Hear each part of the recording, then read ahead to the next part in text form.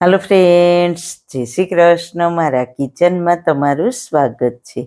आज आपणे बनावीशुं शरीरने खूब ज हेल्धी राखे अने गमे तेवा भयंकर वायरल इन्फेक्शन थी बचावे तेवुं हेल्धी टेस्टी शेक। बाळकोथी लईने मोटा सुधीना गमे ते व्यक्ति फक्त 15 दिवस पीसे ने त्यां तेने खुदने अनुभव थशे। आ दूध पीशो ने तो कोई दिवस तमे बीमार नहीं पड़ो। અને ખાસ તમારા બાળકો સ્કૂલે જતા પહેલા સવારે તમે આ એક ગ્લાસ શેક પીવડાવીને મોકલશો ને તો તે માનસિક અને શારીરિક રીતે તો સ્વચ્છ રહેશે, સાથે સાથે ક્યારેય તેને વાયરલ ઇન્ફેક્શન લાગશે નહીં અને આ શેકને તમે વ્રતમાં પણ પી શકશો। તો ચલો મારી સાથે ખૂબ જ હેલ્ધી ટેસ્ટી મિલ્કશેક બનાવવાનું સ્ટાર્ટ કરીએ। રેસીપી સ્ટાર્ટ કર્યા પહેલા જો તમને મારી રેસીપી ગમતી હોય ને હજુ સુધી ચેનલને સબસ્ક્રાઇબ ના કરી હોય તો પ્લીઝ સબસ્ક્રાઇબ કરજો અને બાજુમાં આપેલ બેલ આઇકન પ્રેસ કરજો એટલે નવી નવી રેસીપીના નોટિફિકેશન મળતા રહે। વાળના તમામ પ્રકારના પ્રશ્નો સોલ્વ કરતું 42 જડીબુટ્ટીઓથી બનાવેલું ઔષધિ તેલ જે અમે લોકો જાતે જ ઘરે તૈયાર કરીએ છીએ, કોઈ પણ કેમિકલ્સના ઉપયોગ વગર, બિલકુલ નેચરલ છે। 42 જડીબુટ્ટીઓ ભેગી કરીને લોખંડની કડાઈમાં ઔષધિ તેલ તૈયાર કરવામાં આવે છે।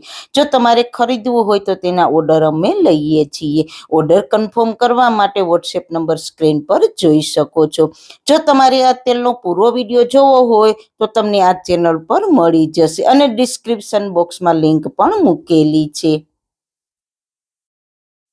સૌથી પહેલા સુપર હેલ્ધી રેસીપી બનાવવા માટે આપણે એક વાસણમાં 2 ગ્લાસ દૂધને ગરમ થવા માટે મૂકીશું। આ રેસીપી બનાવવામાં આપણે ટોટલ 2 ગ્લાસ શેક બનાવવા માટેનું માપ છે। દૂધમાં કેલ્શિયમનું પ્રમાણ વધારે હોય છે એટલે બાળકોને તો રોજ 1 ગ્લાસ દૂધ પીવું જ જોઈએ। જો તમારા બાળક દૂધ ના પીવે તો તેને તમે આ રીતે બનાવીને આપશો તો તેને ખૂબ જ ભાવશે અને તે પીશે તો તે નિરોગી પણ રહેશે।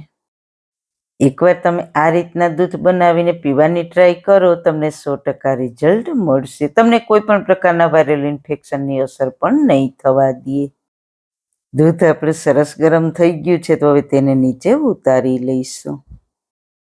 દૂધ ગરમ હોય ત્યારે તેમાં 2 ચપટી જેટલું કેસર ઉમેરીશું। કેસર દૂધમાં ઉમેરવાથી કેલ્શિયમ વધી જાય છે એટલે તે બાળકના વિકાસમાં ખૂબ જ ફાયદા કરે છે અને કફ, શરદી, ઉધરસમાં પણ રાહત આપે છે। કેસરની જગ્યાએ તમે ચપટી હળદરનો પણ ઉપયોગ કરી શકો છો। હળદર પણ એન્ટિસેપ્ટિક અને એન્ટીબેક્ટેરિયલ પ્રોપર્ટીઝ ધરાવે છે, તેનાથી પણ ખૂબ જ ફાયદા થાય છે। હવે આપણે બીજી સામગ્રીનો ઉપયોગ કરીશું, તે છે 10-12 પેશી ખજૂરની। તો તમે ગમે તે રેસીપી બનાવો ખજૂરની તો તેને પહેલા પાણીથી સારી રીતના ધોવો ખૂબ જ જરૂરી છે। તેમાં કચરો હોય તો તે અલગ થઈ જાય। સારી રીતના ધોવાઈ જાય પછી તેનો ઠળિયાનો ભાગ કાઢી લઈશું ને પછી તેના નાના ટુકડા કરી લઈએ। બને ત્યાં સુધી ખજૂર સોફ્ટ હોય તેવો ખજૂર લેવાની ટ્રાય કરવી। જેટલો ખજૂર સોફ્ટ હશે તેટલો તે દૂધમાં ઝડપથી મેલ્ટ થઈ જશે। જો કે દૂધ ગરમ હોવાથી આપણે ખજૂર ઝડપથી મેલ્ટ થઈ જશે।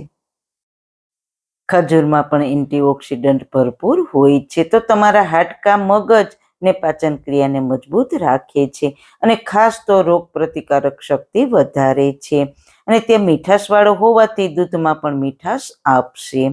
એટલે દૂધમાં આપણે ખાંડ કે કંઈ જ ઉમેરવું નહીં પડે, જેથી દૂધ ટેસ્ટી તો બનશે જ સાથે સાથે હેલ્ધી પણ બનશે। સાથે આપણે 2 અંજીરને પણ સારી રીતના પાણીથી ધોઈ લઈએ। તેના પણ નાના ટુકડા કરી લઈએ। અંજીરવાળું દૂધ પીવાથી શરીર લોખંડ જેવું મજબૂત બને છે। અંજીરમાં હાજર એન્ટીઓક્સિડન્ટ પોટેશિયમ અને બ્લડ પ્રેશરને કંટ્રોલ કરે છે। સવારે અંજીરવાળું દૂધ પીવાથી હાડકાં ખૂબ જ મજબૂત થાય છે। મિત્રો, અત્યારે આખા ભારત દેશમાં ચાંદીપુરા વાયરસ ફેલાયેલો છે તો તમે આ શેકનું નિયમિત સેવન કરશો એટલે તમારી ઇમ્યુનિટી બૂસ્ટ થશે અને તમે ચાંદીપુરા વાયરસથી દૂર રહેશો અને બચી શકશો, ખાસ તો બાળકો। આ રીતે થોડી વાર ચલાવશું નહીં એટલે અંજીર અને ખજૂર દૂધ ગરમ છે ત્યાં જ ગળી જશે. હવે તેને આપણે 15 થી 20 મિનિટ સાઈડ પર રાખી દઈએ. ત્યાં ફટાફટ બીજી સામગ્રીનો પાવડર તૈયાર કરી લઈએ.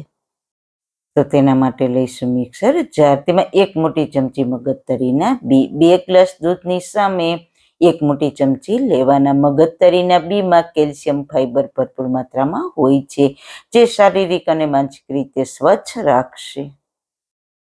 સાથે 5 નંગ કાજુ. દિવસમાં ફક્ત 4 થી 5 નંગ જેટલા કાજુનો જ ઉપયોગ કરવો જોઈએ એક વ્યક્તિએ. જેમાં ઝીંકનો સોર્સ હોય છે, ફાઈબરનો સોર્સ પણ હોય છે અને ઇમ્યુનિટી બૂસ્ટ કરવાની તાકાત પણ હોય છે. સાથે 5 નંગ બદામ લઈશું. બદામમાં વિટામિન ઈ, કેલ્શિયમ, મેગ્નેશિયમ અને રાઇબોફ્લેવિનથી ભરપૂર હોય છે.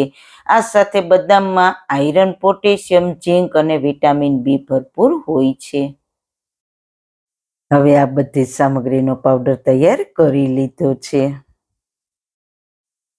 હવે આપણે જે દૂધમાં અંજીર ખજૂર પલાળ્યા હતા તે દૂધ સહિત બધી સામગ્રી મિક્સર જારમાં ઉમેરી દઈએ.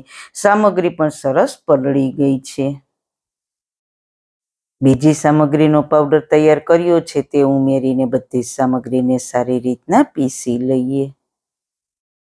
થોડું થીક એવું થયું છે એટલે ટેસ્ટ પણ સારો આવશે. અને નેચરલ સ્વીટ ઉમેરીને આપણે આ શેક તૈયાર કર્યું છે એટલે તેના ખૂબ જ ફાયદા થશે.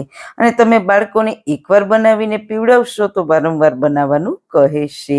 જો તમારા બાળકો દૂધ નહીં પીતા હોય તો તે પણ પીતા થઈ જશે અને તેને ખૂબ જ પસંદ આવશે અને ઇમ્યુનિટી બૂસ્ટ થશે. અને હા, જો તેની રોગ પ્રતિકારક શક્તિ સારી હશે તો તેને કોઈ વાયરલ ઇન્ફેક્શન અસર નહીં કરે.